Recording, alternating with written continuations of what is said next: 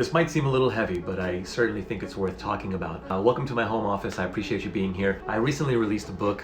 It's called The Evolved Leader. If you haven't picked it up, I would love for you to do so and give me some feedback. So shameless plug. All right, let's get that out of the way and talk business. If you've seen the title of this video, it says, should you fire your best salesperson? And that was designed to spark some thought. In all my years of sales training, leadership training, there are usually 3 to 5 people in every environment, in every sales environment, who I would consider the superstar, rockstar salespeople. If your quota is 10 transactions per month, these people are closing 20 transactions per month pretty regularly.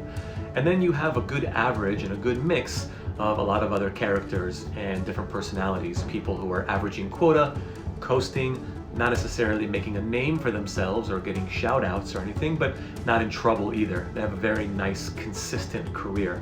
And then towards the bottom, you have the people who are struggling and bringing up the rear and usually aren't hitting quota. And we're gonna address all 3. More often than not, and I think you know where I'm going with this, more often than not, some of the best salespeople in any organization are taking a lot of shortcuts in order to get to where they need to be. If your quota is 10 transactions per month and somebody's averaging 20 on a pretty regular basis, there is a very, very high likelihood that they are not setting the proper expectations and making a lot of promises that your organization can't deliver on, and they're also affecting people around them as a result. I'm going to put a chart up on the screen and I want you to follow with me. We're going to go step by step, so I want to explain this to you from a mathematical standpoint. We have salesperson A, this is the rock star. We have salesperson B, this is the average quota hitter. And we have salesperson C, this is the struggling sales rep. Salesperson A, like I mentioned before, is closing 20 transactions a month on a 10 transaction quota. From an annual perspective, that's 240 sales. Salesperson B is averaging right around quota, 10 transactions on a 10 transaction quota, and they're doing 120 per year. And then you have salesperson C, who's probably struggling a little bit. Let's just say they're bringing in 6 transactions a month on a 10 transaction quota. They are at 60% of their number, and they have 72 sales on the year, putting them in the red. So salesperson A, we mentioned, are taking a lot of shortcuts in terms of creating proper expectations. Again, this shouldn't surprise you by any means. If you've been in sales for a really long time, you'll recognize this kind of behavior. People who are taking a lot of shortcuts, and the clients that they are delivering a product to are being sold something that they didn't get delivered on. But the reason they're being sold something they didn't get delivered on was because the salesperson just wanted the instant reward, the instant commission, the instant gratification, and the shout outs from your company. So if salesperson A is selling 240 transactions a year, but is only retaining approximately 10% of their clients, which is actually quite normal from superstar salespeople, believe it or not. I've done a lot of consulting, I've spoken to a lot of organizations, and this is something that is very, very common. Superstar salespeople have usually the lowest retention. We'll get there, don't worry. So salesperson A has 240 transactions a year, but retaining at 10%. That means they are left with 24 happy clients on the year. And that's the reason I'm calling them happy clients, is because those are the clients that have stayed on at least a year or longer. That's how I define a happy customer. Now, salesperson B is a more ethical salesperson. They are setting proper expectations, and they are selling for the sake of continued relationship building, not just for the sake of quick cash and quick commission and quick recognition. And their retention is 40%, which is far better.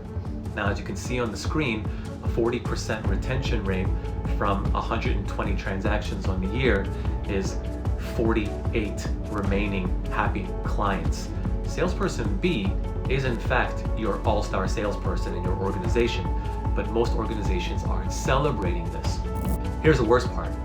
Salesperson C, who is also selling in a very ethical way, but not necessarily bringing in as many transactions.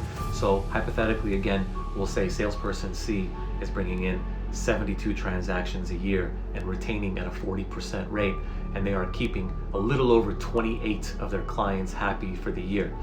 It has now become extremely evident that salesperson C, even though they're not bringing in as many transactions, is outperforming salesperson A in terms of happy clients. Now, I want to be clear here. I am not making a case for shouting out Salesperson C in company-wide meetings and taking Salesperson C to President's Club and fancy dinners and putting their name on posters and plaques and trophies and things like that. That's certainly not the case I'm trying to make. The case I'm trying to make is that we should be doing that to Salesperson B.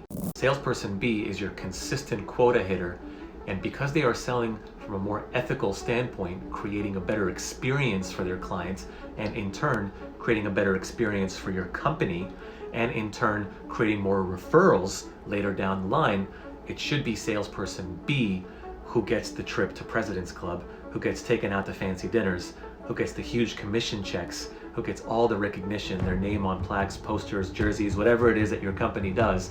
This is the person that is in fact keeping your company afloat, especially during tough times.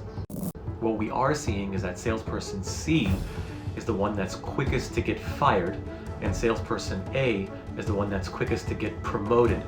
When Salesperson A gets promoted, the one that's selling without ethics, this now creates a very dangerous ripple effect for your organization, where this person is teaching others on their own techniques. That can be extremely toxic. Now, these are one-off scenarios. I'm certainly not blaming every superstar salesperson that has ever lived of selling without ethics. What I am saying is that every once in a while there's a person in your organization that is doing this, and instead of rewarding them, they should actually be sat down and talked about creating proper expectations.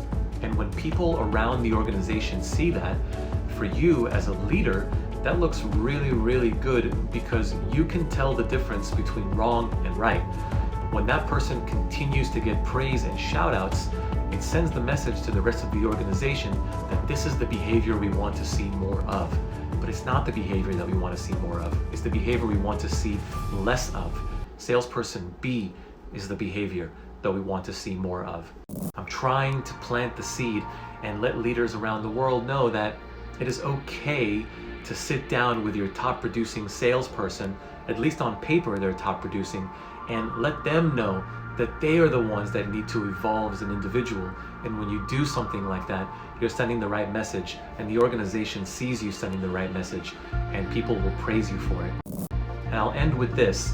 Salesperson C, as we've noticed, is not the worst person on your team or on your sales floor or in your office. Salesperson C, who is selling with ethics and a moral compass, if we just sit down and work with them a little bit more and try to help them get one step closer to hitting quota, because their retention is so fantastic and they're keeping their clients happy longer, they are the ones who are 1 inch closer from being an all-star, superstar salesperson in your company. To fire this person could be a drastic, tragic mistake. So my message is super simple. Don't celebrate the quick reward, the quick commission, and the quick sale. Celebrate how we're treating people long-term and how we're retaining our clients long-term. A salesperson that can retain is far better than the salesperson who's getting the quick buck.